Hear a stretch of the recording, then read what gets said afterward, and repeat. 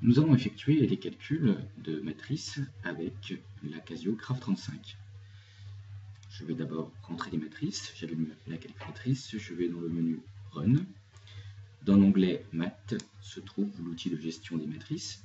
J'ai besoin de deux matrices, matrice A et matrice B. Pour l'instant, elles sont vides.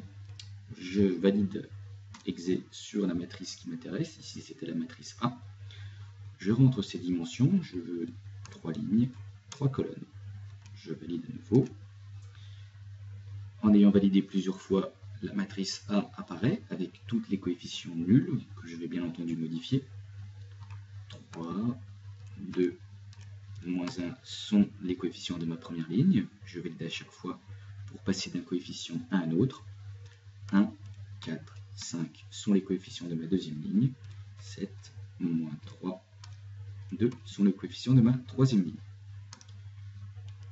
Je vais donc ensuite sortir du menu pour aller dans le menu matrice B.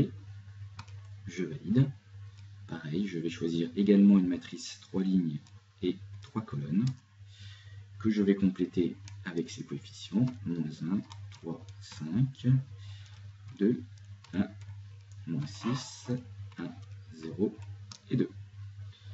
Je sors et vous le voyez maintenant, mes deux matrices A et B ne sont plus affichées sous la forme NOM, qui veut dire vide, mais bien sûr avec les dimensions 3, 3. Je sors pour revenir maintenant au menu calcul, le menu visuel de la calculatrice Casio. Pour faire apparaître les matrices, je pourrais, dans le menu OPTN, sélectionner Maths, puis Maths, pour faire apparaître le mot Maths, et ensuite la lettre A. Et lorsque je valide, apparaît la matrice A que j'ai saisie il y a quelques instants. Il y a beaucoup plus simple, je peux Shift 2, me faire apparaître Maths directement. On voit bien entendu en jaune sur la touche 2. Je vais faire apparaître par exemple la matrice B. Voilà. Maintenant, j'ai besoin de faire une opération sur ces matrices. J'aimerais additionner la matrice A avec la matrice B.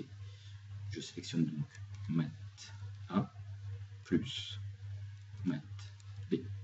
Je valide. Et ici, vous le voyez, le résultat est bien la somme de mes termes, tous mes coefficients. Je peux, par exemple, multiplier la matrice A par 5. Je fais donc 5 fois matrice A. Là, vous le voyez, j'ai utilisé pour le coup le menu option. Et ici, pas de souci, tous les coefficients de la matrice A sont bien multipliés par 5.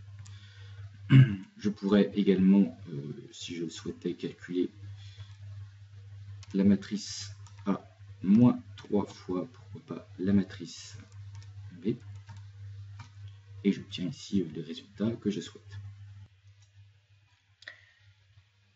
Nous allons maintenant procéder au calcul du produit de la matrice A par celui de la matrice B, seconde math A fois seconde math B. Voici le produit. Et il est intéressant de constater que lorsque nous multiplions cette fois-ci la matrice B par la matrice A, eh bien, les coefficients sont bien différents de tout à l'heure. Je peux maintenant calculer la matrice inverse. Et j'aimerais par exemple trouver la matrice inverse de la matrice A. Je sors, je sélectionne matrice A. Et pour trouver l'inverse, je prends la puissance qui est symbolisée par le chapeau. Entre parenthèses, moins 1, le petit moins du signe relatif qui est ici entre parenthèses. Moins 1, je valide. Et voici l'inverse de la matrice A. Alors vous voyez, la lecture des coefficients n'est pas simple, mais vous pourrez repérer qu'en bas, à droite, se trouvent les valeurs exactes. Par exemple, ce qui s'affiche comme étant moins 0,096 est en réalité la fraction moins 8 sur 83.